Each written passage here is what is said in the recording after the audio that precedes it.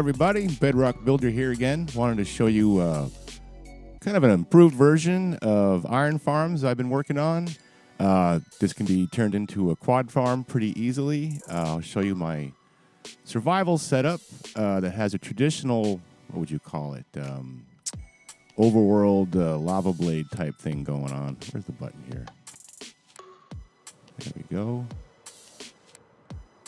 So this is based off of Old Guy's quad farm design. You see I have 4 iron farms spaced out the maximum distance for a 4-chunk simulation.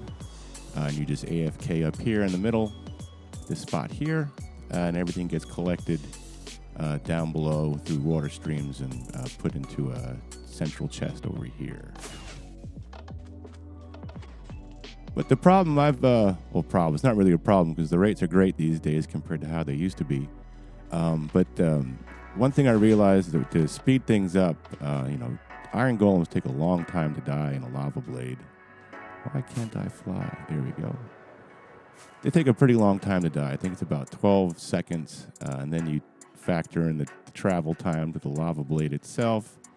They're up in the village for 12, 15, 20 seconds sometimes, depending on where they spawn in the farm. And I realized if we take them out by putting them in the nether, we can remove them from that village cap a lot faster and then just kind of deal with them on the nether side. And another plus of doing that, especially if you have a quad farm, is that you can have a centralized collection system. So you don't have to worry about having all the water streams or anything. You just have one nether portal that does all the work for you. I'm going to show you my build I've been working on in the creative world and show you how to build a farm, and if you want to, how to set it up for a quad farm. All right, here we are in the creative world I've been working on, testing a few designs. I have mob spawning turned off just because I want to show you how to build a kill chamber, and I don't want to have a whole bunch of iron golems to deal with on the other side. But this is the basic setup. It's a 21 by 21 platform, 2 levels. You might be familiar with this style of setup. Beds are underneath. The platform villagers are locked in to their workstations and beds using water. It's another thing you get from Old Guy. If you want to learn anything about iron farms and villager mechanics, he's the guy to watch. Can't plug him enough.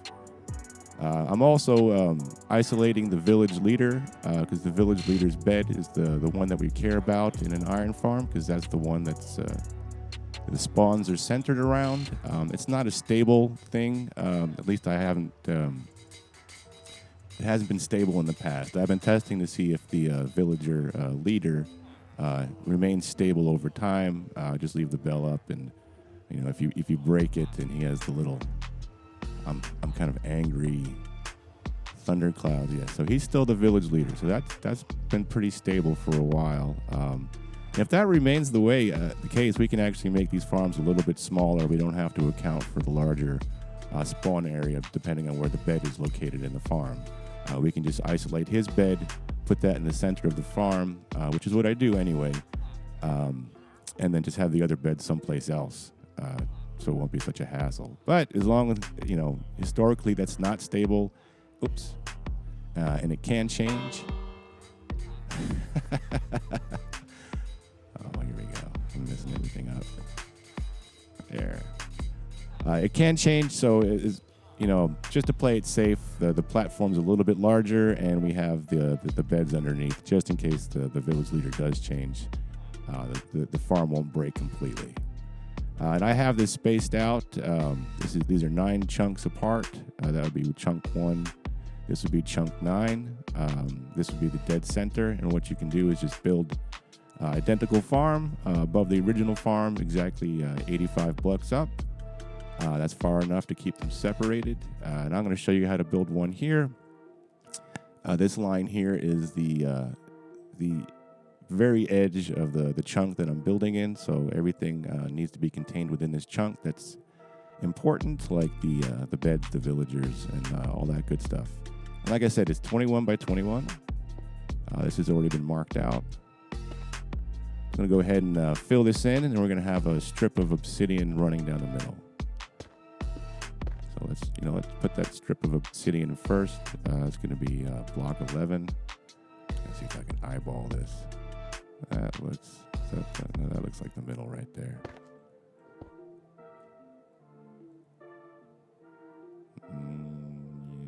Maybe I should count. Let's see. 1, 2, 3, 4, 5, 6, 7, 8, 9. No, see, that's not good. It should be 10.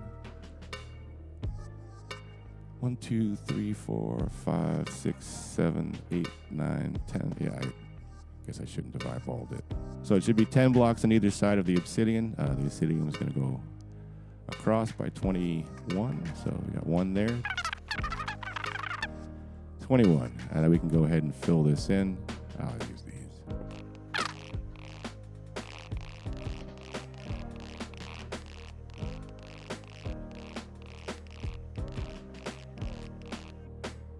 Okay, now that you have a 21 by 21 platform with a strip of obsidian running down the middle, I'm going to go ahead and wrap this whole thing up in obsidian as well.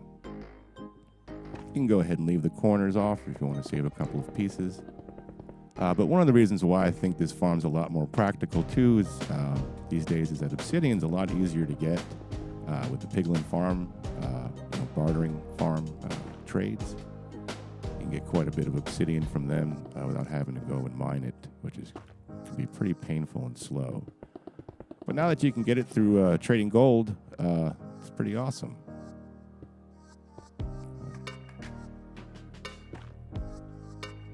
And the nether is not as kind of a boring and ugly place. Certainly a lot more hostile, though. That's something I've noticed. And the spawn rates are pretty insane. And hanging out in what is it, like the soul sand, whatever, that place with all the skeletons. Anyway, we're gonna go up by this portal needs to be 10 tall, so we're gonna go up 10 blocks. We got 1, 2, 3 there. So 4, 5, 6, 7, 8, 9. Throw another mushroom right up there. 10. And we just go ahead and string these all up and make all these portal frames.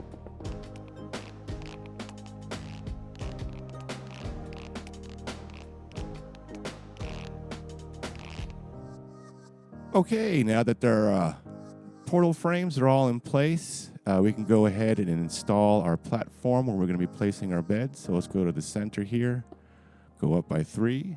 Now we're going to build the platform itself. It's going to accommodate 10 beds on each side, centered.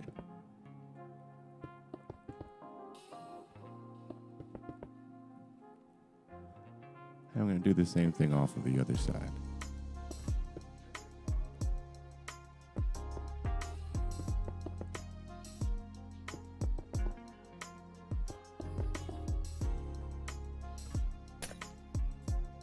Get rid of these temporary blocks. Now we can go ahead and put in our 20 beds.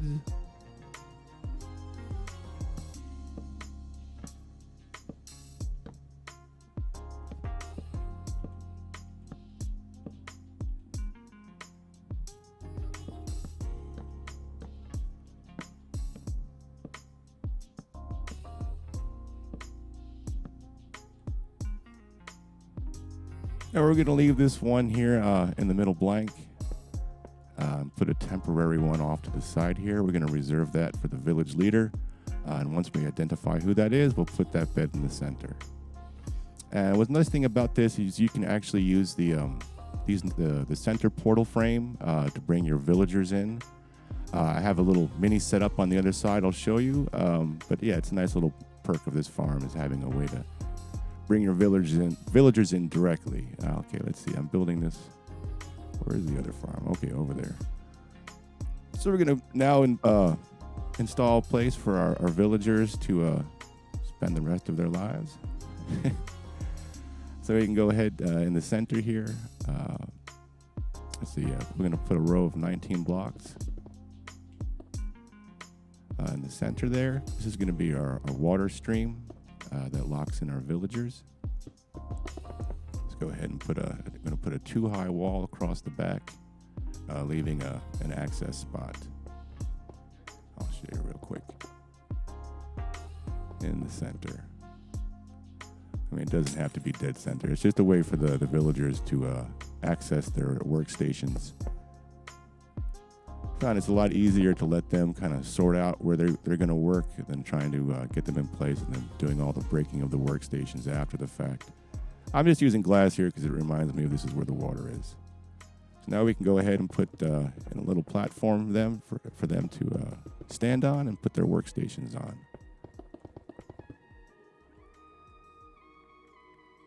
And then once we have that, we go ahead and add, let's see, we're going to need columns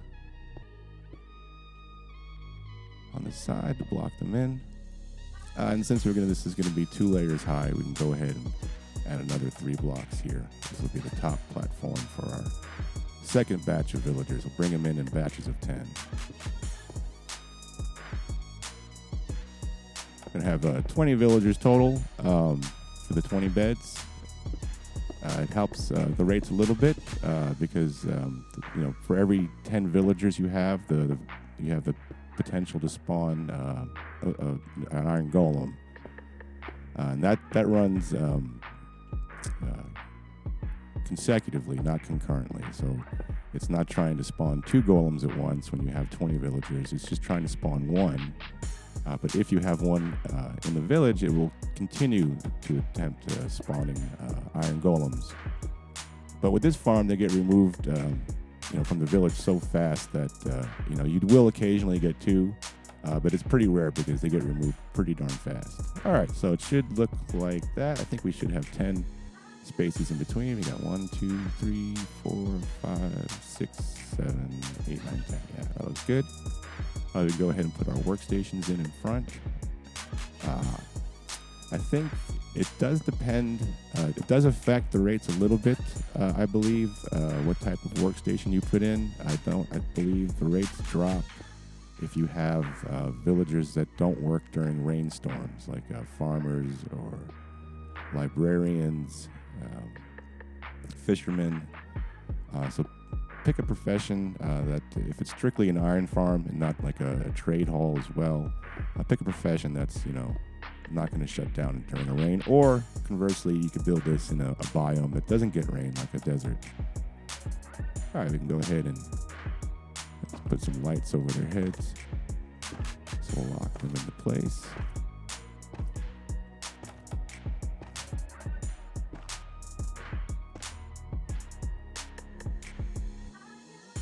And put a couple of walls on the sides here. So we're going to let them, well, I'll show you once they show up. So what you can do is use this center portal as a way of bringing your villagers in. I like having my villagers in the nether. I have an overworld villager breeder, and then I just kind of store them in the nether, which wasn't always a great idea in the past, but apparently is not too much of an issue now since the update. So nether portals are a safe way to finally transport your villagers around. And I'm assuming with the nether update, a lot more people are going to be hanging out in the nether. So you just build a temporary portal frame here, block off the back, and we'll just make a little rail to guide them where they need to be going. Make sure they can't get out.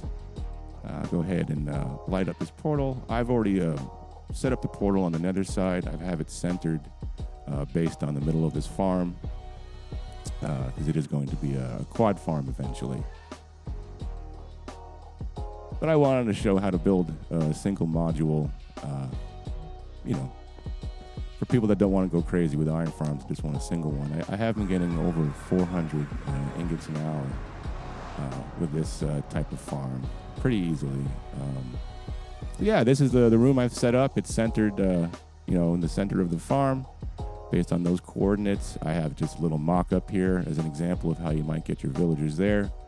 A little cacti and sand on the one side to make sure that the minecart breaks. I'm not sure if it still works, but you could have your villagers stored off someplace, bring them in by rail one at a time, and then send them off to the farm. Oops. Yeah, that's right. And then once they... Oh, no. You probably got sent to one of these. I forgot. I should just deactivate these. Well, you get the idea. Where did I send them to? We'll turn these off anyway.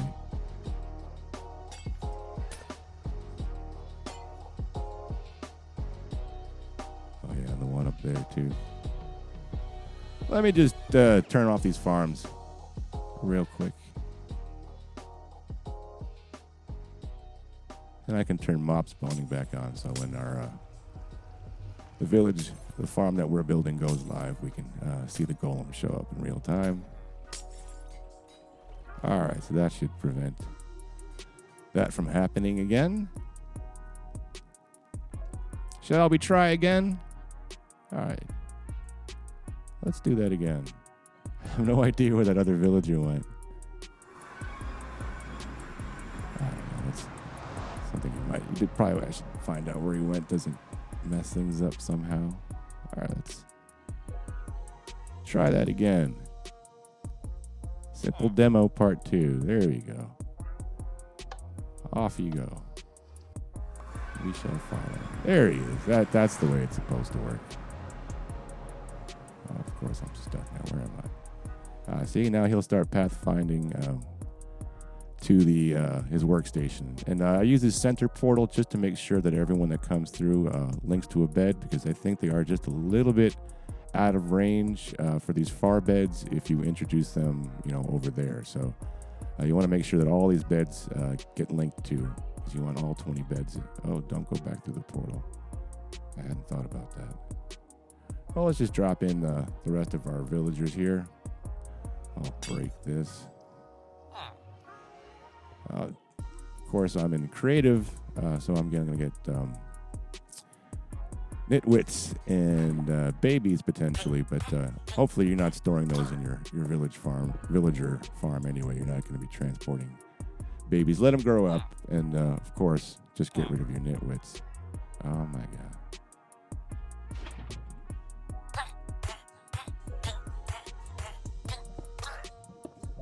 I like using lava to kill them, just, so you don't upset the villagers and get mad iron golems. Because if you, oh my gosh, I have worse luck.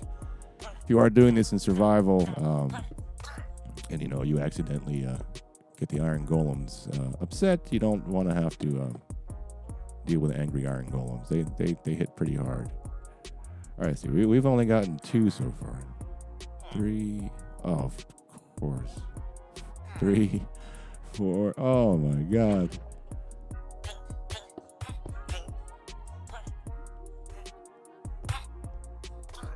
Oh, is that okay?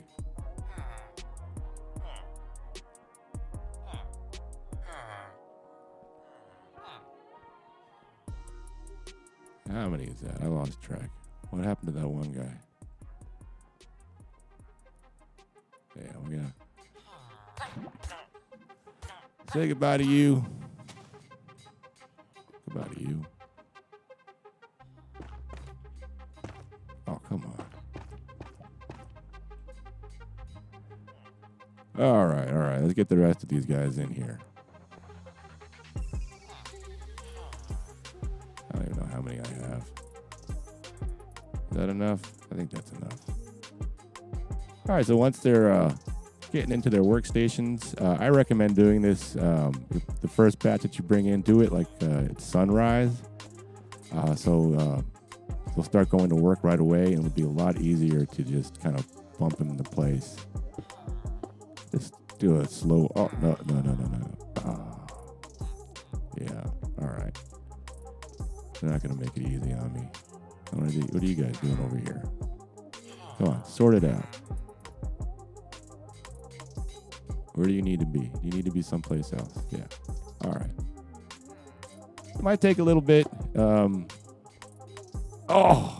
No. You go back. You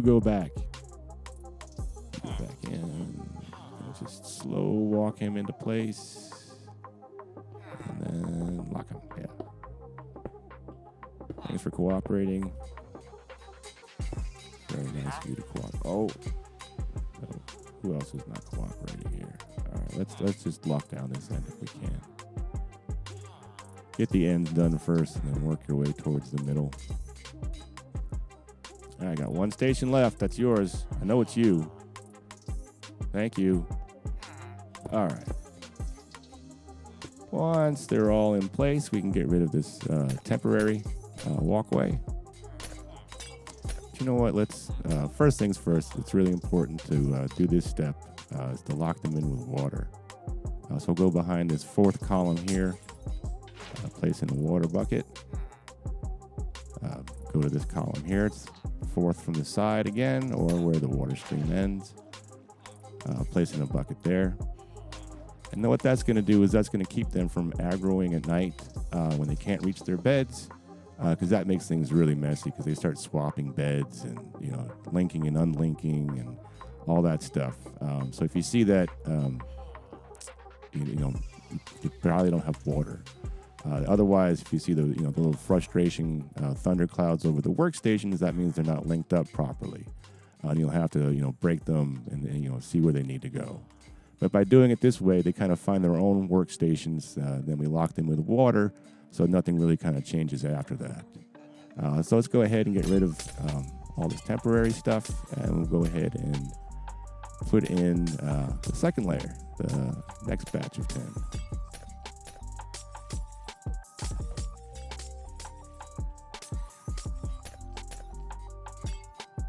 Oh, you know what? Don't break the platform underneath the beds. Gonna need to shuffle them around a little bit. All right.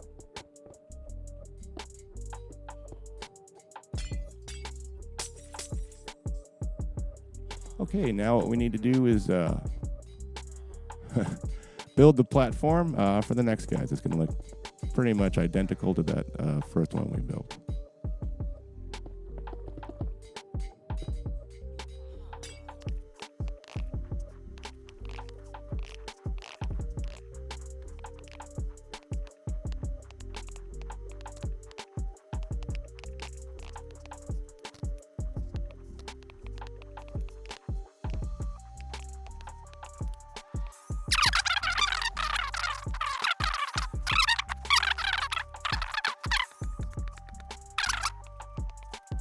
All right, that looks good. Bring in our next 10 villagers. Cross our fingers. Fewer nitwits this time. 1, 2, 3, 4, 5, 6, 7, 8, 9. Oh, wow. That was perfect. All right. Go to work. These guys, lock them in as fast as you can. They went straight to work, which is what you want them to do. But they like to take breaks frequently. Oh, this guy already.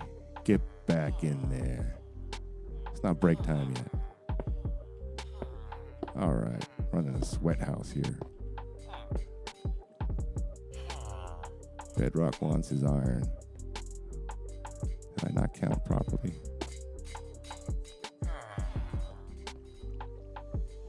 Oh, boy. All right, let's get them all locked in.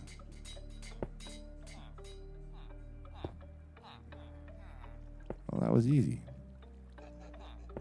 Hopefully I'm not speaking too soon. Well, that was it. All right, let's lock them in. Same as before. Water source behind the fourth column. Same thing down this end. Oh, except... Yep. You don't want that. Let's lock them in. There we go. Blocks over their heads for the blockheads. There we go. Now we can put our water in, and we won't get the whack-a-mole effect. Perfect. All right. Cool. Now let's get rid of this stuff on the outside. All of our temporary blocks. All right, so let's go ahead and lock in who the village leader is as best we can. Throw down a bell. Who's all happy about that? Now, I'll find the guy that gets upset when it breaks. There it is. It was you, right? Does this make you sad when I do this? Yes. All right, let's see. I should have left that glass. It'd be a lot easier to see his little bubbles when he gets happy. So we got to figure out, I'll just put another one there, where his bed is. So we'll start breaking beds until we see him get upset. Hopefully it won't be the 20th one that we break.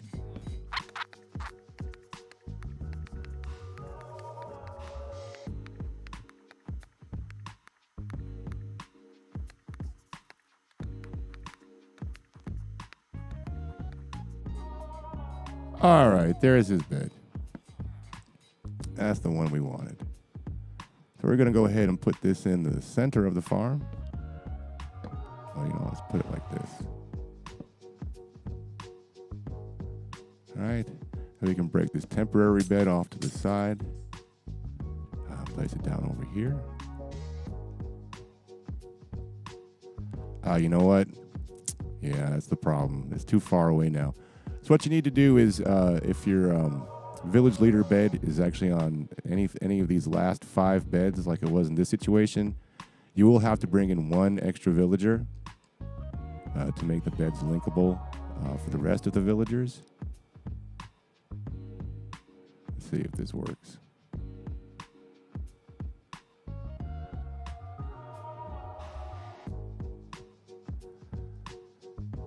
See if you can figure this out. No? Oh, yeah, I was going to say it might take a little bit. There we go. Everyone's all linked up again. And we can get rid of this guy. So all those beds are properly linked. You only have to do that if the village leader bed is on one of those last 5 beds. Otherwise, you should be good to go. Whoops. This guy's feisty. Slow down there, buddy. I need something for you. I got something for you here. Wow, he really doesn't want to die. There we go. See, now that all our beds are properly linked up and we have the village leader in the center, at this point, you'd probably have golems spawning already. You know what? If you get some loose ones, grab a lead and just drag them back over here and tie them off until you have everything kind of dialed in. Let's go ahead and light up one of these portals, and I'll show you how to set up the kill chamber on the nether side of things.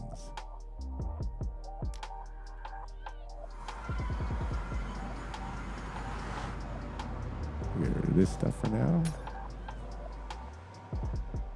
You want to make sure you close off the back.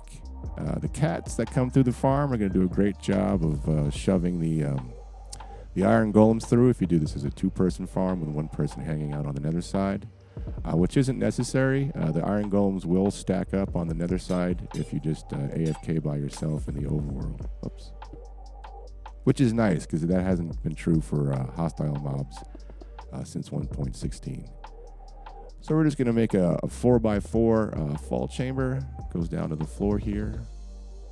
See, how many blocks is that? 1, 2, 3, 4, 5, 6, 7, 8, right?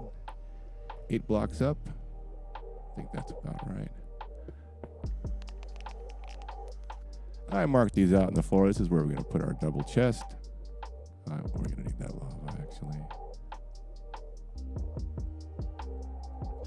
Grab a couple of chests, throw them there on the floor, and then we're going to throw 4 hoppers into the back. And then just finish this up. You want to make sure you use a transparent block or a slab over those chests to make sure that you can still open it. What we're going to do next is install the lava blade. So you can use buttons or signs or whatever you want. You need 4 of them. Place them, let's see, this level here. You go and throw in 1 bucket of lava. You don't need 4, just 1. Cover the area. Now our kill chamber and collection system is set up. Super easy. Especially if you're doing 4 farms, it's nice to have one central collection area instead of trying to, move all your stuff around. All right, so that's set up. This farm should be good to go once we get this. Let's see, we need our second platform. All right, that's going to go directly over the beds.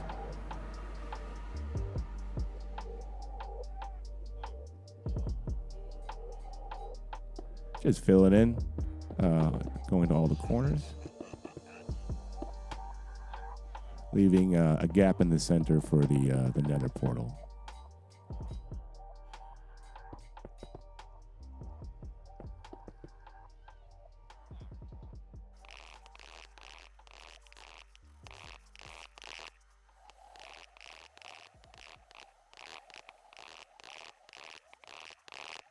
All right, that's our top platform installed. We can go ahead and line up the rest of the portals, and then we just need to install the water sources. Once I get these outside ones turned on, I'll put on mob spawning so we can see the iron golem show up. Well, I'm not sure they will because of the hole. I'm not sure if they have to go to sleep first. Well, we'll see. Let's change the settings back.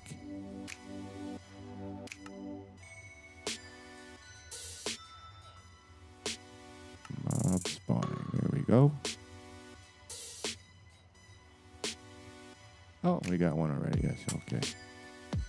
So let's go ahead and light up this center portal and then install our water sources. Now you're gonna pick one of the center-ish blocks, go back by 3, and then just make a row of water sources going across until you get to the third block on the other side. Just to the border, reaches the corners there.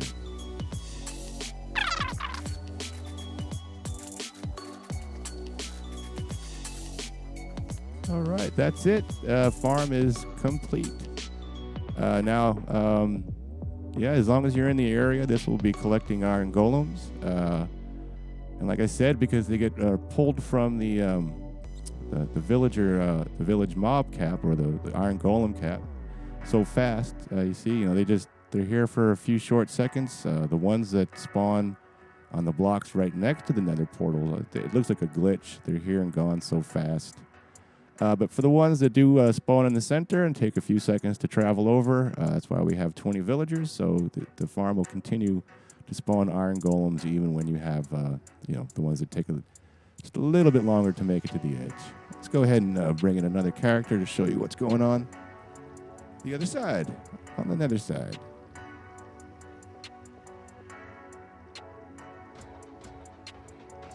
Yeah, there we go. They're getting collected. They'll just push each other through. The cats, like I said, will help when they spawn in. It's pretty funny seeing a kitten shove an iron golem into the lava. And I've been getting, pretty amazing rates out of it. I'd say, we got about 400 something in the 45-minute test. Maybe I'll just kind of let this run, and I'll do a time lapse at the end of the video, and you can kind of see what kind of rates we get out of it. The other farms are turned off. You saw me deactivate the portals. Where are those guys? Yeah, over there. Those farms aren't running right now. So this is the only farm that's running. I didn't get a good idea of what the rates are like. I'll just post up here. Get you a good view of the top platform. Of course, you won't see what happens on the bottom platform, but, get a good sense of it. Let this run for a bit, and, see if I have anything to add at the end of the video. Sit back and enjoy. Well, that didn't work out. Had a game crash. Good reminder that you'd always regularly back up your game saves. Because I know I've been the victim of corrupt worlds before, and I know how devastating that can be. I learned my lesson the hard way, and now I do regular backups on USB and also have a PlayStation Plus subscription which automatically backs up your game saves. If you care about your worlds and you put a lot of time and energy into them, back them up, because corrupted worlds are more common than there should be, really. I like the old PlayStation feature that you could disable autosave, because if you have a power outage or any kind of thing like that during a save, your world will just be corrupted, and it's a mess. Anywho, I had to fix this farm after the crash because, as always with the crashes, things get weird. The villagers swapped around. Everything was all different. The village leader was different. A few of these villagers weren't even in their pods anymore. They just disappeared. One of them was outside running around. So yeah, crashes are fun. So what I'm going to do is try this again. Hopefully we don't have a crash like in the first 10 minutes. I'll reset the chest on the nether side to try and give you more accurate results. And I think, I'm not sure if daylight cycle affects the rates for the golem spawning, but just in case, I'll turn daylight cycle back on as well, just to get, I guess, more accurate real-world results. Let's see, that chest is empty. Okay. Well, let's try this again. Maybe I'll just give it a half hour, because I realize that my record length is limited to about an hour, so I can't give you a full hour demonstration, but you can, extrapolate the results from the half hour, hopefully the half hour of footage I get to show you without any further crashes or interruptions. All right, there's the daylight cycle on. Get back to my spot and try this again. Let this run for a bit and I'll give you a better view without anything in my hand. There we go. Set this up again. Well, it's again for me, probably the first time for you. Let's do this. All right, 15 minutes.